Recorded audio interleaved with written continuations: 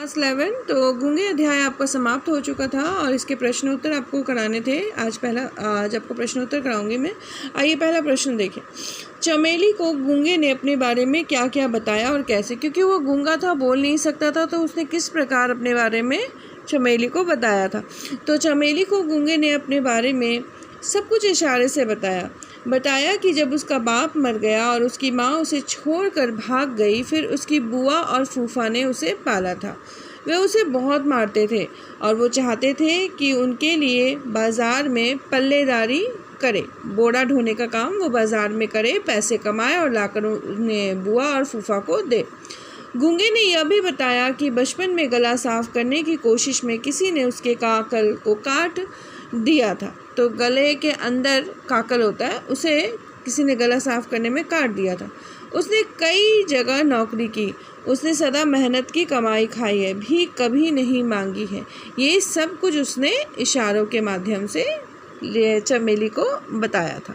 ठीक है। तो गूंगे, आप जैसे कि कहानी पढ़ चुके हो, गूंगा सब कुछ बताता है परंतु इशारे से। ठीक है।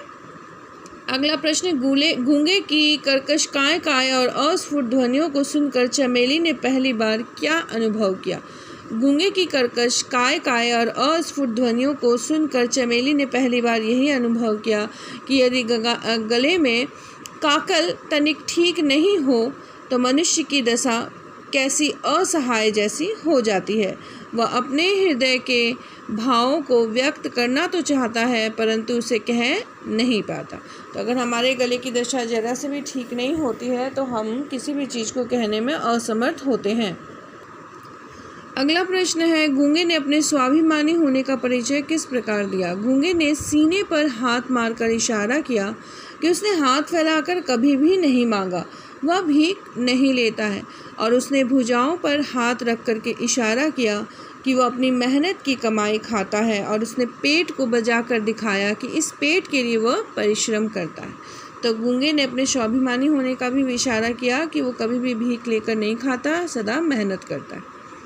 अगला प्रश्न, मनुष्य की करुणा की भावना उसके भीतर गूंगेपन की प्रतीक छाया है। कहानी के इस कथन को वर्तमान सामाजिक परिवेश के संदर्भ में स्पष्ट करना है।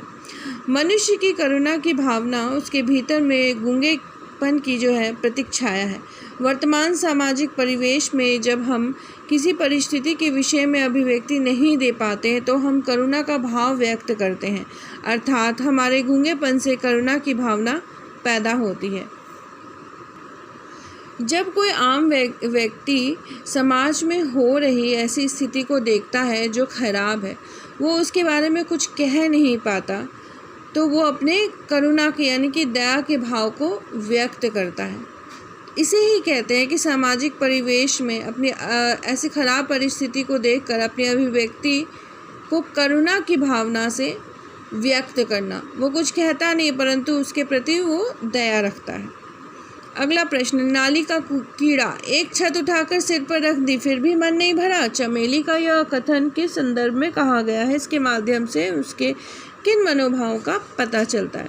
नाली का कीड़ा एक छत उठाकर सिर पर रख दी फिर भी मन नहीं भरा। चमेली ने यह कथन इसलिए कहा क्योंकि गूंगे को अपने घर में रहने की जगह उसने दी थी।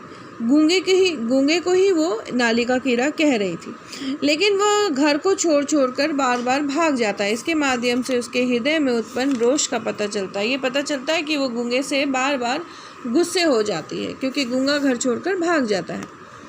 यदि बसंता गूंगा होता तो आपकी दृष्टि में चमेली का व्यवहार उसके प्रति कैसा होता? यदि बसंता गूंगा होता तो चमेली का व्यवहार वैसा नहीं होता जैसा उसके गूंगे के प्रति था। गूंगा उसका कोई भी सगा नहीं था, अतः वह उसके प्रति सहानुभूति तो रखती थी परंतु उसमें मातृवत ममता का भाव नहीं था। यही कारण है कि उसने कई बार उसे धुतकारा भी था। तो वो कई बार उसे धुतकारती भी है। माँ का भाव, ममता का भाव उसके लिए नहीं रखती है। घर से भगाया गया था और यहाँ तक कि उसे चिमटे से चमेली ने मारा भी था, जबकि अपना सगा बेटा होने के कारण बसंता द्वारा गूंगे को पीटे जाने पर भी उसने बसंता को दंडित नहीं किया। और जब बसंता ने गूंगे को मारा तो वो अपना बेटा है, इसीलिए चमेली ने बसंता को कुछ नहीं कहा। इस प्रकार स्पष्ट होता है कि बसंता के गूंगा होने पर ममतावश वह उससे वैसा उपेक्षापूर्ण व्यवहार न करती जैसा उसने गूंगे के प्रति किया था। तो अगर बसंता उसकी संतान होती तो वो कभी भी अपने बेटे के साथ ऐसा कोई व्यवहार नहीं करती जैसा वो गूंगे के साथ करती है। अगला प्रश्न, उसकी आंखों में पानी भरा था जैसे उनमें एक शिकायत थी, पक्षपात के प्रति तिरस्कार था। क्यों? चमेली के बेटे बसंता ने गूंगे को थप्पड़ मार दिया था। गूंगा चाहता था कि वह उसे मार सकता था, लेकिन उसने ऐसा नहीं किया। उसने चमेली से बसंता की शिकायत की, लेकिन पुत्र मोहवश उसने बसंता को कुछ नहीं कहा, जिससे गूंगे को बहुत ठेस पहुंची और वो काफ़ी रोया। बाद में जब चमेली उसके लिए खाना लेकर आई तब वह गूंगे की आंखों में पानी भरा था उसने देखा, जिसे पता लगा कि वह कोई शिकायत कर रहा है और उसके मन में इस पक्षपात के प्रति तिरस्कार की भावना है। तो जब बसंता ने गूंगे को मारा था, यह बात गूंगे ने चमेली को बताया तो चमेली ने कुछ नहीं किया, क्योंकि बसंता चमेली का बेटा है।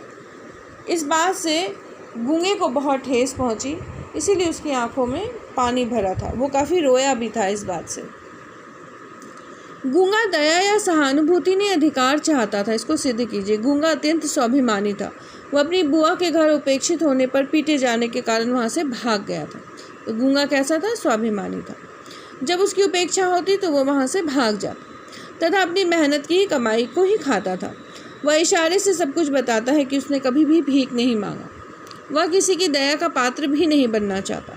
गूंगा इस बात को समझाता है कि यदि वह परिश्रम करता है तो उसके बदले में जो कुछ उसे मिलता है वह उसे प्राप्त करना उसका अधिकार। तो वह अधिकार चाहता है, मेहनत की कमाई करता है और अपना अधिकार चाहता है, परंतु दया नहीं चाहता है।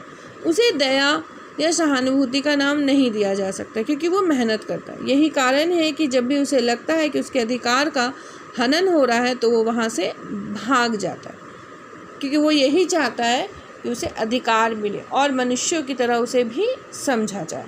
तो इस आंसर को आप सिर्फ यहीं तक लिखिएगा, ठीक है, इसलिए मैंने इसे टिक भी कर दिया।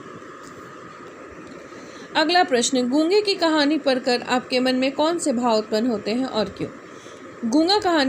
गूंगे की कहानी को पढ़कर हमारे मन में भाव उत्पन्न होते हैं कि हमें कभी भी विकलांग लोगों, अपंग या अपाहिज लोगों के साथ बुरा व्यवहार नहीं करना चाहिए। उनके प्रति संवेदनशीलता, इमोशंस के भाव रखने चाहिए। हमें उन्हें भी एक सामान्य सा मनुष्य समझना चाहिए। उस कहानी को पढ़कर हमारे मन में समाज के ऐसे असमर्थ लोगों के प्रति गहरी सहानुभूति उत्पन्न हो जाती है। हमें यह महसूस होता है कि वह भी हमारी तरह आनंद और पीड़ा का अनुभव करने वाले आम इंसान हैं।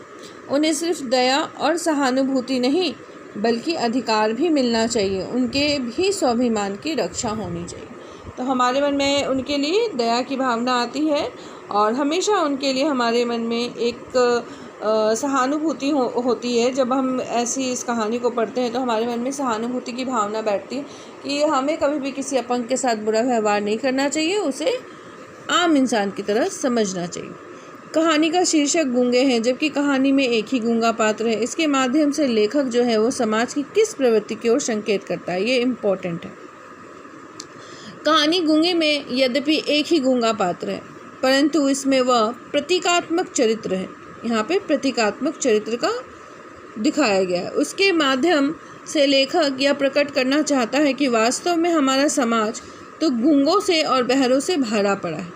यहाँ कान से सुनने और मुंह से बोलने में सक्षम ऐसे लोग भी गूंगे बहरे ही हैं जो संवेदनहीन हैं, जिनके पास संवेदनाएं, इमोशंस नहीं हैं, क्योंकि वे अपने सामाजिक दायित्वों को, जो हमारा सामाजिक अधिकार है, उसके प्रति हम सचेत नहीं, हम उसे भूल चुके हैं। चमेली के माध्यम से लेखक कहता है कि ये गूंगे अनेक हो संसार में भिन्न भिन्न रूपों में छा गए, अनेक तरह से ये समाज में छाए हुए हैं, जिनके हृदय की प्रति हिंसा, न्याय और अभ्यास को परख कर भी चुनौती नहीं देती, क्योंकि बोलने के लिए स्वर होने पर भी वो बोलने में असमर्थ है, वो सहानुभूति रखते हुए भी नहीं बोल पाते।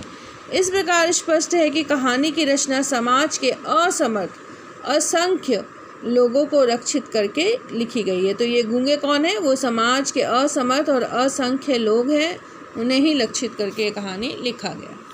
कुछ गद्यांश दिए जाएंगे आपको, उनकी व्याख्या आपको करनी है। तो कुल मिलाकर आपको यहाँ पे 4 गद्यांश दिए गए हैं, इनकी व्याख्या आपको संदर्भ के सहित करनी है। तो ये आपको मैं अगले वीडियो में पोस्ट करूँगी, ठीक है। ध्यान से देख लीजिए, मैं आपको बस लाइंस बता दूँगी, आप देख लीजिएगा, उसके बाद इसके अर्थ आपको मैं नेक्स्ट वीडियो में समझाऊँ। धन्यवाद।